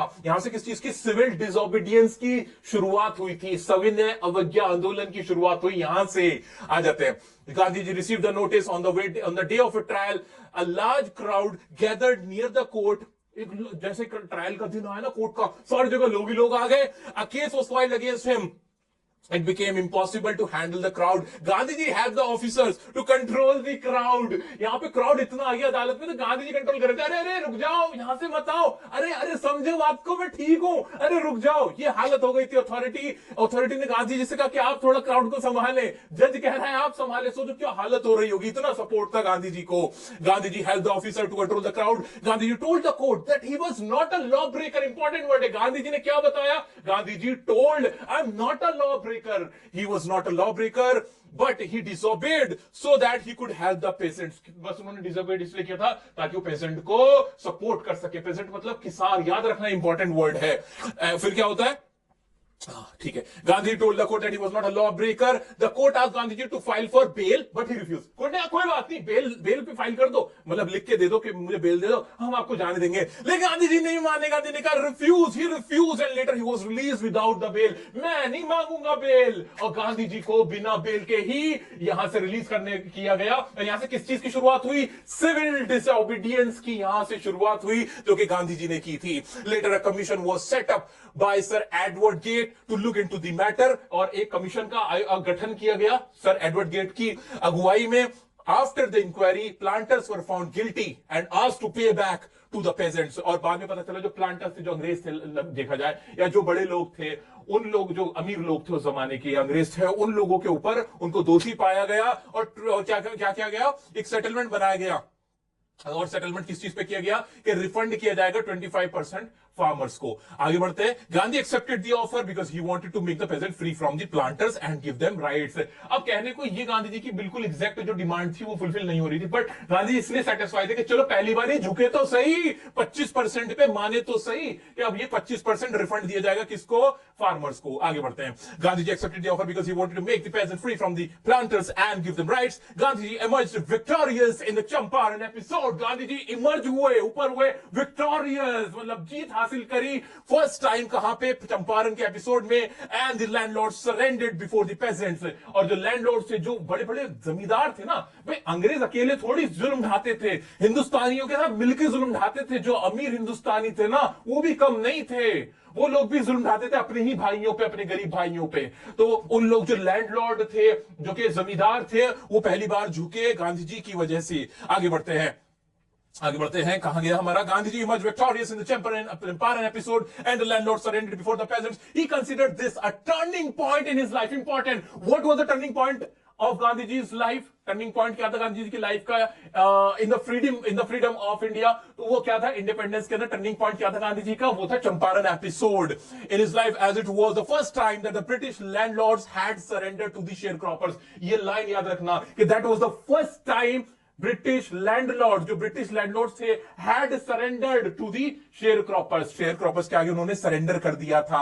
इंपॉर्टेंट लाइन है। गांधी एंड कस्तूरबा भाई help the peasant. Champaran taught a lesson about being self reliant. The indigo chapter describes the exploitative system of indigo cultivation in India during the British colonial period. This chapter emphasizes the importance of resistance and unity in fighting against oppression। अब ये 3-4 line थी, लंबी line थी, पूरी हिंदी में नहीं लिखनी है, बस इतना ही समझना कि गांधी जी और कस्तूरबा गांधी ने इसमें पेजेंट्स की हेल्प करी, उनकी मदद करी और सेल्फ रिलायंट पे जोर दिया कि हम सबको एक यूनिटी दिखानी होगी, तभी हम अंग्रेजों से लड़ सकते हैं, ऑपरेसर से लड़ा जा सकता है यूनिटी के जरिए। ये गांधी जी ने यहां से समझा। पूरा एपिसोड बहुत मजेदार था। मुझे पता है, मैं तुम्हें पढ़ा रहा हूं ना, मेरे रोंगटे खड़े हो रहे, सीरियसली मुझे गूज़बम्स आ रहे, क्योंकि ये सच्ची बातें हैं। गांधी जी अकेले आए थे चंपारण के अंदर, कैसे एक इंसान ने सबको अपने आगे झुका दिया, वो भी बिना कोई हथियार उठाए। और ये सच्ची कहानी है, सच्चा एपिसोड है। तो दोस्तों इसमें ना कुछ भी भूलने वाला नहीं है, रटने वाला नहीं है। पॉज करो वीडियो को, इंपॉर्टेंट लाइंस और वर्ड जो भी हैं सब लिखो, ये सब तो तुम्हें मिल ही जाएगा टेलीग्राम। दोस्तों नेक्स्ट चैप्टर हमारा पोएट एंड पेनकेक्स। बड़ा मजेदार चैप्टर है। ये कहानी उस जमाने की, आजादी से भी पहले की कहानी है, जब ना स्टूडियोज बहुत ज्यादा होते नहीं थे। तो उस जमाने में एक ना फिल्म स्टूडियो होता था जहां पे फिल्मों की शूटिंग हुआ करती थी। उसके बारे में एक कहानी है। क्या क्या है ये कहानी पूरी देख लेते हैं पहले। मोटा मोटा फिर छोटा छोटा। आ जाओ। Ashokamitran tells about the story of Gemini studio. Studio का नाम था जेमिनी स्टूडियो। अशोकामित्रन वहां काम करते थे और जो इसके राइटर भी हैं, ये जो कहानी बता रहे, साउथ इंडियन स्टूडियो था, ठीक है। मेकअप रूम वहां का कैसा था, हेयर कटिंग सैलून जैसा। मेकअप रूम के बारे में बताइए, वहां के भाई स्टूडियो है, उसका मेकअप रूम कैसा होगा सोचो, वहां शूटिंग होती है। Subbu was loyal to studio having great qualities. वहां एक कोठा मंगलम सुब्बू नाम का व्यक्ति था, वो वहां का मेन मैन था। वो सारे काम कर लिया करता था, डायरेक्टर का भी, लिरिसिस्ट का भी, सारे काम वो कर लिया करता था। रिसोर्सफुल पर्सन था, जेमिनी स्टूडियो का वफादार इंप्लॉय था। कौन, कोठा मंगलम सुब्बू, नंबर 2 वहां पे वो था। Studio hosted a group of international performers. उस स्टूडियो में ही ना वहां पे इंटरनेशनल परफॉर्मर्स भी आए थे, वो भी वहां पे हम लोगों ने होस्ट किया था। उन्हें बाहर से लोग आए थे, उन्होंने वहां पे शूटिंग वूटिंग करी थी, अपना शो दिखाया था। स्टीफन स्पेंडर नाम के एक व्यक्ति थे, इंपॉर्टेंट वर्ड है, also visited there but he could not connect due to language barriers. लेकिन वहां कनेक्ट नहीं कर पाए थे क्योंकि लैंग्वेज की प्रॉब्लम से लोगों को समझ ही नहीं आ रही थी इंग्लिश। गांव का जमाना, तो जमाने के टाइम पे वो साउथ इंडियन वैसे ही थे, तो उनको समझ नहीं आई थी। टोटल इस चैप्टर में यही बातें बताई गई हैं, ये 4-5 पॉइंट, और कुछ भी नहीं है इसमें। है बड़ा मजेदार, मैंने सेपरेट वीडियो भी इसकी बना रखी है। आइए देख लेते हैं चैप्टर को शुरू से। अशोकामित्रन राइटर है इस चैप्टर के। वो जेमिनी स्टूडियो में वो क्या करते थे, he was a Tamil writer, tells about Gemini Studios where his work was to cut out the newspaper clippings and store them in files. और फाइल में रखना उनका इतना सही काम था कि न्यूज़पेपर होता है, अखबार लिया, उसमें से जो क्लिपिंग्स थी उनको काटा, फाइल में लगा डाला। ये काम किसका था, अशोकामित्रन साहब का। समझ में आ रहा है। जैसे ही सोचो पोएट एंड पैनकेक्स, अशोकामित्रन दिमाग में आ गए, जेमिनी स्टूडियो दिमाग में आ गया। हाँ ठीक है, आगे बढ़ो। He performed an insignificant work, but he was the most well informed member. वो वहां पे ना बिल्कुल ऐसा काम करते थे जिसकी कोई जरूरत ही नहीं थी, बहुत बिल्कुल महत्वपूर्ण काम नहीं था, इनसिग्निफिकेंट वर्ड इंपॉर्टेंट है, लेकिन उन्हें वहां की सारी नॉलेज थी, वहां क्या हो रहा है सब कुछ पता रहता था. The makeup room was like a hair cutting salon with half a dozen large mirrors and incandescent lights. और ये इंपॉर्टेंट वर्ड है incandescent. भाई वहां का जो मेकअप रूम था ना, वहां पे बहुत सारे मिरर्स लगे हुए थे, इतनी सारी लाइट्स लगी हुई थी, ऐसी लाइट थी जो आंखों में चुभती थी, वो वाली लाइट्स थी. The actor and actress had to bear too many lights on their faces in makeup room. और वहां पे इतनी सारी लाइट, जो एक्टर होते थे ना, जैसे मैं यहाँ खड़ा हूं, मुझे भी बहुत सारी लाइट यहाँ फेस करनी पड़ती है, वरना आपको अंधेरा दिखेगा यहाँ पे वीडियो के अंदर, तो ये लाइट उनको फेस करनी पड़ती थी. आगे बढ़ते हैं. क्या कहते हैं, कहांगे, according to him heaps of makeup was used to turn them into ugly looking creatures. वो कहते हैं कि जो एक्टर एक्ट्रेस थे ना, उनको बहुत सारा मेकअप पोत देते थे उनको बुरा दिखाने के लिए. यहाँ पे ना एक सरकाज़म मारा है राइटर ने, एक सरकास्टिक लैंग्वेज यूज करी है, लाइन यूज करी है कि जो एक्टर एक्ट्रेस थे उनको अगली बनाया जाता था. मेकअप से अगली थोड़ी बनते, ब्यूटीफुल बनते हैं, लेकिन राइटर को अगली इसलिए लग रहे थे क्योंकि वो आर्टिफिशियल होता था, पोत दिया जाता था, बहुत बुरा लगता था. There was an office boy whose task was to slap paint onto the faces of players at the time of crowd shooting. एक वहां पे व्यक्ति था जिसका काम ये था बहुत सारा पेंट ऐसे डाल देने का लोगों के ऊपर. He was a poet, paint का मतलब क्या, मेकअप ही है. He was a poet and joined in the hope of becoming an actor, screenwriter, director or a lyricist. जिसने वहां पे ज्वाइन किया था एक एक्टर बनने के लिए कि चल एक्टर बन जाऊं, डायरेक्टर बन जाऊं, लिरिसिस्ट कुछ तो बन जाऊं, लेकिन उसका काम क्या रहेगा, मेकअप कर ले बैठ के और कुछ नहीं. ठीक है, आगे बढ़ते हैं. He always looked frustrated and blamed Subbu for his trouble. वो हमेशा ना बुरा ही बोलता रहता था, यार क्या जिंदगी होगी, फिर ये सुब्बू की वजह से मेरी लाइफ खराब हुई है. अब ये सुब्बू कौन है उसके बारे में देखते हैं. ठीक है. He thought that he had greater talent than Subbu, but he was given a chance because he was a Brahmin. अब हम लोगों में होता है कि हम ना अपने अंदर गले में झांक के नहीं देखते कि हम कितने पानी में हमारे अंदर क्या स्किल्स, हमारी क्या औकात है, हम दूसरे को ब्लेम करते रहते हैं. इंसानी फितरत है. वही वो लड़का करता था आज से 100 साल पहले भी. क्या करता था, सुब्बू को कहता रहता था कि पता है इसको क्यों रख लिया, क्योंकि ब्राह्मण है ना, ऊंची जात का, इसलिए इसको रख लिया. मुझे नहीं रखा, मैं इससे ज्यादा टैलेंटेड हूं. सुब्बू कौन था उसको देख लेते. कोटा मंगलम सुब्बू, याद रखना ये word. Kothamangalam Subbu was a man of great qualities, बहुत क्वालिटीज थी उसमें. He was tailor made for films, वो फिल्मों के लिए ही बना था. टेलर मेड फॉर फिल्म्स, बोलो मेरे साथ साथ बोलो. Kothamangalam Subbu was tailor made for films.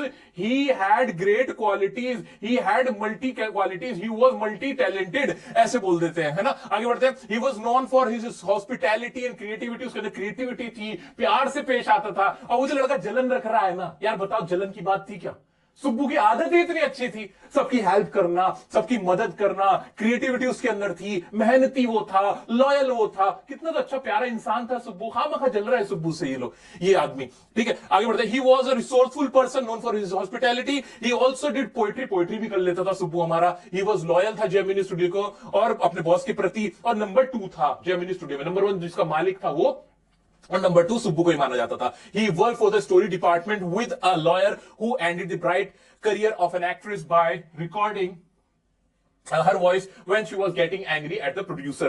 अब कोटा मंगलम सुब्बू ने एक लॉयर के साथ भी काम किया था जिसने एक एक्ट्रेस का ना पूरा करियर तबाह कर दिया था. वो ने बुराई कर रही थी, प्रोड्यूसर पे चीख रही थी, उसकी ना वॉइस रिकॉर्डिंग कर ली, है ना, शरारती आदमी. लेकिन जो बुरा करता है ना उसके साथ भी अच्छा नहीं होता, याद रखना. कुदरत का नियम है कर्मा, मैन कर्मा इज, आगे फिल कर लो तुम लोग. हुआ ये. Later he also lost his job when the boss close the story department. तुमने एक एक्टर का करियर तबाह किया, तुम्हारा भी डिपार्टमेंट क्लोज कर दिया गया, तुम्हें भी चलता कर दिया गया वहां से. तो लॉयर बेकार आदमी था. आगे बढ़ते हैं. Gemini studios hosted a group of international. अब ना नया चला है, अब अगला सिनेरियो चला है. इससे पहले हमने क्या क्या पढ़ा, दिमाग में घुमाओ क्या क्या वर्ड्स और क्या क्या लाइंस हमने अभी सोची थी. जेमिनी स्टूडियो था, कोटा मंगलम सुब्बू था, उसके अंदर ग्रेटर क्वालिटीज थी, ब्राह्मण था, वो जेलेसी रखता था, रिस्पॉन्सिबल मानता था, वो लिरिसिस्ट बनना चाहता था, एक्टर बनना चाहता था, कुछ नहीं बन पाया. सोचो कोटा मंगलम सुब्बू क्या क्या कर सकता था. पोएट्री भी कर लेता था, वो रिसोर्सफुल पर्सन था, वो सबको उसके अंदर काइंडनेस थी, हॉस्पिटैलिटी के लिए मशहूर था. नंबर 2 था, उसके अंदर क्रिएटिविटी थी, वो सब कुछ कर लेता था, है ना. और फिर क्या था, और इसके बाद हमने क्या देखा था कि एक लॉयर भी था जिसने एक ब्राइट एक्ट्रेस का करियर एंड कर दिया था, उसकी वॉइस रिकॉर्ड करके. ऐसे बोलो, तुम भी मेरे साथ साथ बोलो, माइंड में आएगा, बोलेंगे, कानों में आएगा, दिमाग ले लेगा, और फिर तुम लिख देना, है ना. आगे बढ़ते चलो.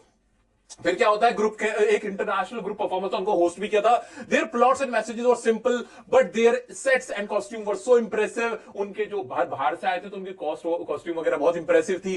The scene of sunrise and sunset of Jotham valley were used in Tamil place for many years. Another guest Stephen Spender visited Gemini studio. हमने देखा था इंटरनेशनल परफॉर्मर आए थे और उनका जो जिस तरह से वो सनसेट और सनराइज के सीन लेते थे वो आगे भी तमिल प्लेस में यूज किए गए। और एक और थी स्टीफन स्पेंडर, इंपॉर्टेंट वर्ड है, उन्होंने भी विजिट किया था जेमिनी स्टूडियो, लेकिन लोगों को कनेक्ट ही नहीं कर पाए थे, लोगों को इंग्लिश लैंग्वेज समझ में ही नहीं आई थी। लिंग्विस्टिक बैरियर था, इंपॉर्टेंट वर्ड है linguistic barrier. No one could identify him after few years. Ashok Mitran saw his name in a book The Encounter. He wanted to participate in a short story competition organized by The Encounter. बाद में पता चला कि वो बहुत बड़े writer हैं, जब अशोक मित्रन जो खुद इसके राइटर हैं, जब उन्होंने एक मैगजीन में देखा कि वो एक बुक को देखा जिसमें नाम लिखा हुआ था कि ये बुक तो स्टीफन स्पेंडर की, तो उन्होंने बताया अरे ये तो स्टीफन स्पेंडर है।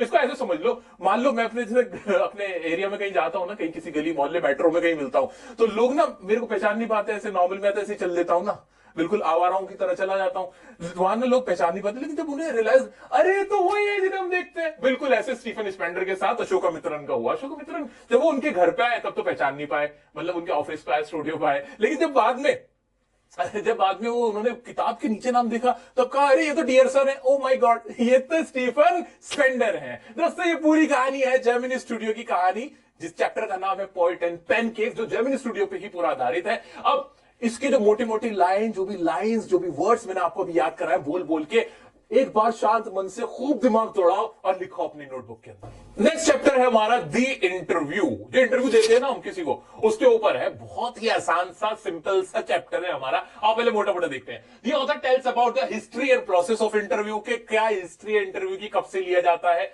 उसके बारे में बताया गया है। Some people like it, some dislike it, कुछ लोग इसे पसंद करते हैं, कुछ लोग नहीं पसंद करते, ये बताया है। फिर एग्जाम्पल दे गया रुडयार्ड किपलिंग, जो कि एक बहुत बड़े राइटर रहे, उनका एग्जाम्पल दे दिया गया। वो डिसलाइक्ड इंटरव्यू, जिनको इंटरव्यू बिल्कुल भी देना पसंद नहीं था, उनके हिसाब से इंटरव्यू क्या है, एक असॉल्ट है, किसी पे ना एक तरह का जिसे कहते हैं चोट मारने जैसा है, और जो ये काम करता है इंटरव्यू लेने का काम करता है, उसको पनिशमेंट दे देनी चाहिए उनके हिसाब से। फिर इसके अंदर एक पैराग्राफ है, उसको दिखाया गया है, एक इंटरव्यू का पैराग्राफ लिया गया जिसके अंदर एक मुकुंद नाम के इंटरव्यूअर है, जो इंटरव्यू ले रहे हैं, किसका, अंबर्टो इको एक राइटर है, उनका इंटरव्यू ले रहे हैं, उनकी बुक के बारे में बात कर रहे हैं। He says his books promote peace and non violence, जहां पे जो इको साहब है ना, ये कह रहे हैं कि भाई मेरी बुक्स ना पीस प्रमोट करती हैं और नॉन वायलेंस को प्रमोट करती हैं। ये बस टोटल चैप्टर, इसमें और कुछ भी नहीं है, और जल्दी से इसको खत्म ही कर देते हैं। The author opens the chapter by giving a brief overview of the interview. भाई इस चैप्टर में शुरुआत में क्या बताया गया कि हिस्ट्री और जो प्रोसेस है इंटरव्यू का, उसके बारे में बताया गया है। He mentions that interviews have been a part of journalism for over 130 years, कि जर्नलिज्म में जो इंटरव्यू का रोल है कब से,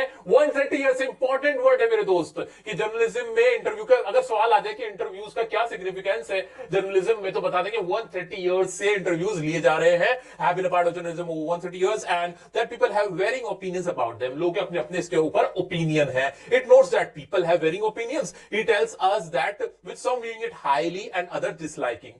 कुछ लोग इसको हाईली रेकमेंड करते हैं, बहुत ज्यादा इसको हाईली रेट करते हैं, कुछ लोग इसको डिसलाइक करते हैं। उसके बाद फिर वो सेलिब्रिटी की बात आ जाएगी, रुडयार्ड किपलिंग की आ जाएगी। He tells us that how the interview has become a vital arena in everyone's life and a source of truth.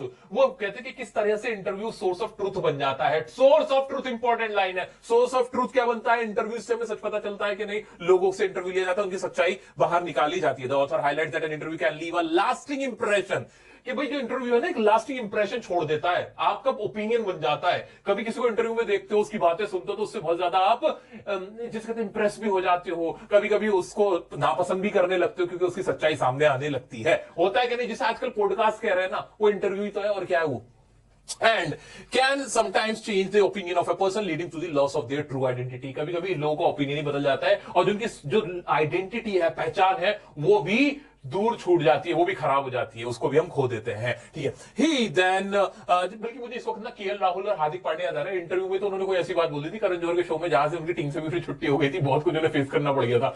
तो इससे इंटरव्यू की वजह से हुआ था, ये ना होता इंटरव्यू, ना अंदर की बातें पता चलती और ना ये सब देखना पड़ता। आगे बढ़ते हैं। He then cites examples of famous celebrities who have criticised interviews and mention Rudyard Kipling's wife diary. इसके बाद रुडयार्ड किपलिंग की वाइफ की डायरी के बारे में बताते हैं। तो मैं क्या सोच रहा है, इंटरव्यू चैप्टर को सोचते पहले तो हिस्ट्री 130 सी है, कुछ लोग वेरिंग ओपिनियंस है, डिसलाइक करते हैं, हाईली रेट करते हैं, ट्रू आइडेंटिटी लॉस हो जाती है, सोर्स ऑफ ट्रूथ बन जाता है। क्या ये वर्ड तुम्हारे भी माइंड में आ रहे हैं क्या? नहीं, बिल्कुल आ रहे हैं, आ जाओ। उसके बाद रुडयार्ड किपलिंग के बारे में अपनी डायरी में क्या लिखा है? In which she writes about how 2 reporters ruined her day in Boston. भाई बॉस्टन एक नाम की जगह है, वहां पे 2 रिपोर्टर ने उनका पूरा दिन खराब कर दिया था। और रुडयार्ड किपलिंग क्या मानते हैं? व्यू करते हैं इंटरव्यू को कैसे? एज एन असॉल्ट, एक असॉल्ट मानते हैं, एक चोट है यार, ये एक हमला है और दैट शुड बी पनिश्ड, और इसके लिए ना सजा मिलनी चाहिए। Assault word important. Rudyard Kipling को आपको हमेशा याद रखना है इंटरव्यू चैप्टर से रिलेटेड कि उसको क्या मानते हैं? असॉल्ट मानते हैं, that should be punished. He also believed that a respectable person would never participate in either giving और आस्किंग फॉर एन इंटरव्यू। और वो कहते हैं कि एक अच्छा सभ्य आदमी कभी ना इंटरव्यू देता है ना कभी लेता है, खत्म बात। वो ऐसा मानते हैं इंटरव्यू को लेके। Kipling himself considered interviewing as an assault and believe that should be punished. The chapter also includes, अब चैप्टर थोड़ा बदलता आगे बढ़ता। रुडयार्ड किपलिंग के बाद ये बात होगी यहां पे खत्म। अब दूसरे किसी एक राइटर की बात हो रही है। अब देखते हैं वो कौन है। The chapters also includes a paragraph, ये N-E-A होगा, गलत लिखा है। Paragraph from an interview between Mukund and a representative from the Hindi newspaper and Umberto Eco, a professor। एक प्रोफेसर है Umberto Eco, इनका नाम है। अगर मैं सही प्रोनाउंस कर रहा हूं वो इनका नाम ये बता पाएंगे क्या है। Umberto Eco प्रोफेसर है, कहां? यूनिवर्सिटी ऑफ इटली में, यूनिवर्सिटी ऑफ बोलोग्ना में, जो कि इटली में है। एक फेमस स्कॉलर है जो सेमायोटिक साइंस की कोई ब्रांच है उसमें काम करते हैं। Literary interpretation and medieval aesthetics, who became famous for his fiction writing, जो अपनी फिक्शन राइटिंग के लिए मशहूर। उन्होंने किताब लिखी है जो कि फिक्शनल किताब है, जो खुद ब खुद सोचा जा सकता है, जो है नहीं उसके बारे में भी सोच रहे हैं, वो वाली किताब लिखी। किसने लिखी है? Umberto Eco ने। कौन है ये? एक प्रोफेसर है, ठीक है, एक राइटर है। मुकुंद उनसे पूछता है अबाउट हिज सक्सेसफुल नॉवेल, जो उनकी सक्सेसफुल नॉवेल है। The focus of the interview Eco successful novel, the name of the rose. Novel का नाम क्या है? इंपॉर्टेंट है, इंपॉर्टेंट लाइन है, important word, the name of the rose, जो नॉवेल उसके बारे में पूछा Mukund. The focus of the interview which has sold over 10 million copies उसकी बिक चुकी है। मुकुंद स्टार्ट करता है Umberto Eco से कि how he manages to do so many different things. भाई आप इतना सारा काम कर कैसे लेते हैं? आप बताइए, क्या आप इंसान नहीं है? ठीक है, मेरे मुंह में कुछ और आ रहा था, मैंने कहीं किसी के इंटरव्यू में सुना थी, वो लाइन में बोलने वाला था, बट नहीं बोलूंगा। ठीक है, आप कैसे कर लेते हैं? आप इंसान भी है कि नहीं? ऐसा कुछ वो पूछ रहा है तो वो बताता है नहीं, मैं, मुझे कोई कुछ भी कहे लेकिन मैं टाइम निकाल लेता हूं। चलो क्या बोलते सुनते हैं। Eco views himself as an academic scholar, attending academic conferences during the week and writing novels on Sundays. Eco बताते हैं कि मैं अपने आप को एक academic scholar मानता हूं। मैं सारा हफ्ते में पूरे दिन तो क्या करता रहता हूं? मैं कॉन्फ्रेंसेस अटेंड करता हूं, संडे को नॉवेल का काम करता हूं। और फिर क्या कहते हैं? The fact that others see him as a novelist rather than a scholar does not affect him. लोग मुझे नॉवेलिस्ट मानते हैं, स्कॉलर नहीं मानते, कोई बात नहीं, मुझे फर्क नहीं पड़ता। ठीक है, as he understands the challenge of influencing millions of people through academic work, वो जानते हैं कि ये मेरी जिम्मेदारी है मिलियंस ऑफ पीपल को इंप्रेस करने का। Eco believe there are gaps in our life similar to the gaps in atoms and the universe, which he refers to the interspaces. वो कहते हैं इंटरस्पेस एक इंपॉर्टेंट वर्ड है, स्पेस के लिए यूज किया जाता है। वो कहते हैं कि हमारी लाइफ भी कुछ इसी तरह से होती है जैसे एटम होते हैं यूनिवर्स के अंदर और उसमें जो गैप्स होते हैं। आगे क्या है? It is during this time that he is most productive. जब वो इस टाइम में होते हैं तभी वो सबसे ज्यादा प्रोडक्टिव होते हैं। Okay, when discussing his novel, Eco notes that it is not an easy read, combining elements of detective work, metaphysics, theology and medieval history। वो कहते हैं आसान नहीं है जो काम मैं करता हूं, इसमें ना सब कुछ कंबाइन करना पड़ता है, एस्थेटिक्स भी, medieval history भी और ये साइंस भी, सब कुछ मुझे कंबाइन करके लिखना पड़ता है। मजाक नहीं है, मेरी इज्जत करो, इज्जत चाहिए अपन को फुल, ये कह रहा है इस वक्त यहाँ पे। He also says that if the novel had been written 10 years earlier or later, it wouldn't have achieved the same level of success, leaving the reason for its success a mystery। और इसमें बोल रहे थे कि भाई अगर ये 10 साल पहले लिखा गया होता तब इतना कामयाब ना होता, लेकिन ये कामयाब हुआ है क्योंकि अभी सही टाइम था। ठीक है, सो दोस्तों ये था द इंटरव्यू चैप्टर। अब इससे related important words, important lines आपको अपनी इसी नोटबुक में लिखनी है। जितना याद आ रहा है अभी, जितना थोड़ा सा रिवाइंड करो ना, आएगा याद, वो लिख लो। Last chapter of the book, going places. क्या है ये स्टोरी? देख लेते हैं। इसके अंदर 2 लड़कियों की कहानी है, Sophie and Jency, are teenager friend. दोनों टीनेजर हैं, दोस्त हैं। अब ये चैप्टर पूरा पता है किसके ऊपर है? टीनेज के अंदर ना बड़े बड़े सपने होते हैं, ख्वाब होते हैं, आदमी हवा में उड़ रहा होता है। ये वही कहानी, तुम लोगों की कहानी है, टीनेजर तुम भी तो हो। आ जाओ, लेकिन मेरे अंदर भी जो टीनेजर है वो आज तक मारा नहीं है, तुमसे ज्यादा टीनेजर हूं मैं। आ जाओ चलो। Sophie is a dreamer, ambitious but poor. Sophie ना बहुत बड़ी ड्रीमर है, डे ड्रीमर है, बड़े बड़े ख्वाब है उसके, ऐसे ऐसे ख्वाब देखती है जो पॉसिबल नहीं हो सकते, लेकिन गरीब है। ज्यादातर लोगों का इस उम्र में, तुम्हारा भी यही हुआ होगा, मेरा भी यही हुआ था, जब पैसा नहीं होता ना तब ख्वाब होते हैं, और जब पैसा होता है तो ख्वाब मर जाते हैं। क्या बोल गया यार मैं, आगे आ जाओ, सच निकल रहा है मुझसे। Gen Z is practical, both works in a biscuit factory, दोनों बिस्किट फैक्ट्री में काम करती हैं। और जेनजी जो उसकी फ्रेंड है वो थोड़ी प्रैक्टिकल है, वो उसको समझाती रहती है भाई ऐसे डे ड्रीम मत किया कर। और क्या बताएगा इस चैप्टर में मोटा मोटा, Sophie likes a football player Danny Casey. Danny कैसी नाम का एक फुटबॉल प्लेयर है, जैसे रोनाल्डो को तुम पसंद करते हो तो वैसे विराट कोहली को जैसे तुम पसंद करते हो, अरे विराट ऐसे करके सोफी उसकी दीवानी है। और लेकिन सोफी इतनी दीवानी है कि she creates stories, false stories create कर देती है अबाउट मीटिंग में। लोगों को कहती है मैं तो पता उससे मिली थी, झूठ बोलने लगती है अपनी दुनिया में मगन है, जबकि उससे मिली भी नहीं थी। Sophie went to watch a football match where Casey won match for his team. वो अपने भाई को बोलती है नहीं नहीं मेरा विश्वास कर विराट कोहली से, आई मीन डेनी कैसी से मैं मिली हूं, लेकिन वो सच्चाई होती नहीं मिलती है। तो एक बार वो पूरी फैमिली ना मैच देखने जाती है जहां पे डेनी कैसी ने फुटबॉल मैच अपनी टीम को गोल करके जिता दिया होता है, अपनी टीम को जिता दिया फुटबॉल मैच। और वो इंतजार करती है मुझसे मिलना आएगा, देख रुक नहीं भाई देख आएगा, वो नहीं आता है। लेकिन वो फिर भी कहती रहती है नहीं डेनी कैसी से मेरी दोस्ती है एंड वो मेरे को पसंद करता है, जानता है मेरे को, मतलब ये कहती हो। टोटल कहानी बस यही है, इसमें सिर्फ टीन एज के टाइम पे जो जो आपको फील हो रहा होता है वो सारी चीजें दिखाई गई। दोनों कंट्रास्टिंग सिचुएशन दिखाई है दो लड़कियों की। आओ इसको अब डिटेल में पढ़ते हैं। Sophie a teenage girl who is filled with dreams and ambitions despite her family's financial struggle। Sophie एक टीनेज लड़की है, वो हमने पढ़ी रखा है, उसके ड्रीम्स हैं, एम्बिशंस हैं उसके बहुत सारे, वो लेकिन उसकी फाइनेंशियल कंडीशन, उसकी फैमिली क्या है, वो बहुत स्ट्रगलिंग है, ठीक है। She aspires to own a boutique and be a famous fashion designer और एक्ट्रेस। वो एक बुटीक को ओन करना चाहती है, उसकी मालकिन बनना चाहती है, एक एक्टर भी बनना चाहती है, अगर गलती से एक्टर बन जाए या फैशन डिजाइनर बन जाए मशहूर, उसे फेम चाहिए, मनी चाहिए। तुम जैसी है बिल्कुल लड़कियों, तुम में से कितनी ऐसी जो मेकअप आर्टिस्ट बनना चाहती है, सच सच मुझे बता दो। आगे बढ़ते हैं। Her friend Jency is practical and tries to keep Sophie realistic but her efforts go to waste as Sophie remains in her world of fantasies. Important word practical fantasies, ये याद रखना है हमें कि जेनजी कैसी है, जेनजी प्रैक्टिकल है, वो कन्विंस करती है, परसुएट करती है, उसको ट्राई टू कीप सोफी को रियलिस्टिक करने की कोशिश करती है सच्चाई में जी। और तू कहीं कोई बहुत बड़ी अमीर घर की लड़की नहीं है, तू ना एक्ट्रेस बन सकती, जरा नीचे रह के बात कर। लेकिन उसके सारे एफर्ट वेस्ट हो जाते हैं क्योंकि सोफी अपनी किसमें रहती है, Sophie lives in her fantasy करती रहती है और कुछ नहीं करती। They both work in a biscuit factory, एक बिस्किट फैक्ट्री में काम करते हैं, एट अ बिस्किट फैक्ट्री होना चाहिए। Sophie's family consist of her parents and two brothers. They live in a small and cluttered house, एक छोटे से घर में रहते हैं। इसकी फैमिली में दो ब्रदर्स और है सोफी के घर में। इसकी जो प्रोटैगनिस्ट है, वो मतलब जो हीरो है इस कहानी की, वो सोफी ही है।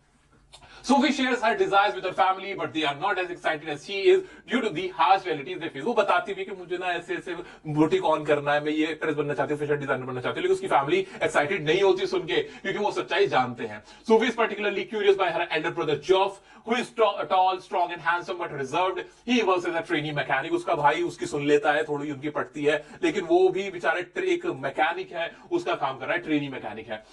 Sophie likes a young Irish football player। एक यंग आयरिश जो आयरलैंड का है वो फुटबॉल प्लेयर जिसका नाम कहता है डेनी कैसी है, उसका फैन है, उसकी फैन है Sophie. She is so infatuated with him that she creates stories about meeting him and sharing conversation with him. वो इतना ज्यादा इन्फैचुएशन इंपॉर्टेंट वर्ड है, उसे इतना ज्यादा उसको देख के अट्रैक्शन हो गया कि वो उसके बारे में फॉल्स स्टोरी बताने लगती है कि यार मैं तो उससे मिली हुई हूँ और मैं हमारी बात होती है, ऐसे फेंकते हैं ना लंबी लंबी, वही कर रही है। टीनेज गर्ल की दुनिया में आ गए हो, देखो मुझे भी स्कूल फील हो रहा है अभी। आ जाओ। She shares these tales with her elder brother Geoff, but he doesn't believe her claims. She tells him that she met Danny Casey in a boutique.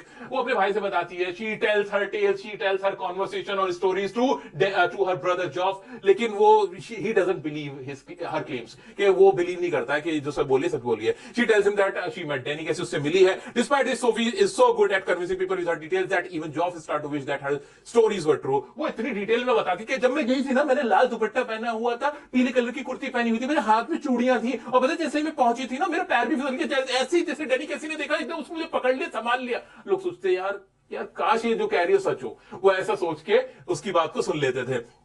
She also tells about the date with Cassie। उसने भी बताया कि वो उसके साथ तारीख पे भी गई थी, कोई केस चल रहा होगा इनका आपस का, तारीख पे गई थी, ठीक है, मुझसे तुम समझते हो। On Saturday, Sophie and her family go to watch Also, and her family go नहीं आएगा, इधर आएगा वेंट आएगा। On Saturday, Sophie and her family, वैसे गो भी सही चल सकता है बट वेंट भी लगाओ तो ज्यादा बढ़िया है। Went to watch a football match where their teams won due to their goal made by कैसी। वहां पे फुटबॉल मैच देखने गए थे जाके कैसी ने विराट कोहली जैसे छक्का मार के मैच जिताया था, ऐसे ही डेनी कैसी ने वहां पे गोल मारा, ये गोल, और अपनी टीम को मैच जिता दिया। Sophie fully involved herself in a fantasy world waiting for Danny to arrive as promised। और वो इंतजार करने लगी कि अब मेरे से डेनी कैसे मिलना आएगा, मैच तो जिता दिया इसने, से वो इतना ज्यादा डूब गई थी अपनी ही झूठी दुनिया में. She worries about disappointing Geoff when Danny doesn't show up, but she still believes that they will eventually meet. उसको लग रहा था Geoff को बुरा लगेगा, Geoff के सामने बेइज्जती हो जाएगी कि वो मिलने नहीं आया, लेकिन उसको फिर भी यकीन था कि वो कभी ना कभी मिलेंगे. So he remains in this dream world, holding on to her belief that they will meet soon. The Going Places summary highlights the innocent daydreams of teenagers and how the reality of the world with its challenges and expenses can often shatter such aspirations. But ये कहानी पूरी वही बताती है कि teenage में जो आपके ड्रीम्स होते हैं, जो आपके एम्बिशंस होते हैं, वो शैटर हो जाते हैं. शैटर इंपॉर्टेंट वर्ड है. टूट जाते हैं, ब्रेक हो जाते हैं. जो harsh realities of the life होती हैं, फाइनेंशियल स्ट्रगल होता है आपकी फैमिली का, उससे आपकी जो ड्रीम्स होते हैं, जो आपके एम्बिशंस होते हैं, वो सब खत्म हो जाते हैं. इंपॉर्टेंट क्वेश्चन, अब ये बाद में डिस्कस करेंगे. यहां खत्म होती है हमारी पूरी क्लास 10th की फ्लैमिंगो के चैप्टर्स की रिवीजन समाप्त होती है. अब आपको करना क्या है, जो आप ये जो वर्ड्स लिख रहे हो ना, जो आपसे मैंने लिखवाई है सारे नोट्स वर्ड जितने भी आप लिख पाए हो, उनको डेली बेस पे एक बार नजर जरूर मारते रहना. और ये सारा कंटेंट आपको मिल जाएगा, इस पे भी बस नजर मारते चलना ताकि भूलो ना. फिर देखना तुम्हें ना आंसर बनाना, एक बढ़िया आंसर बनाना तुम्हें आ जाएगा. कॉम्पिटेंसी बेस्ड क्वेश्चन भी तभी कर पाओगे जब ये सब कुछ आता होगा. उम्मीद करता हूं वीडियो, अब पहले मुझे बताओ वीडियो के स्टार्टिंग में जब तुमने देखना शुरू किया था और अब तुम्हें फील कैसा हो रहा है, कि कॉन्फिडेंस कितना आ रहा है, मजा आ रहा है कि नहीं, क्या आप भी डर लग रहा है, मुझे बता दो. कैसा फील हो रहा है कमेंट में जरूर बताना. अगर पसंद आई वीडियो तो लाइक करना, हर बच्चे तक ये वीडियो शेयर करना चाहिए. अभी कहीं जाने नहीं दूंगा, सुनो मेरी बात. अभी तुम्हें इसका विस्तास का भी मिल जाएगा, पोएम्स का भी मिलेगा, और रिवीजन क्लास होगी लाइव, इसी की कराएंगे लाइव कम समय में, और थोड़ा इसको और डिटेल में पढ़ेंगे. और तुम सब आना, क्योंकि एक बार तुम कर चुके हो, एक बार दोबारा आओगे लाइव रिवीजन में सेम चीज करोगे, याद ही हो जाएगी. अलग से इंग्लिश को टाइम देने की जरूरत ही नहीं. मिलते हैं नेक्स्ट वीडियो में नेक्स्ट टॉपिक के साथ. तब तक के साथ लव यू ऑल. बिग पुच्ची.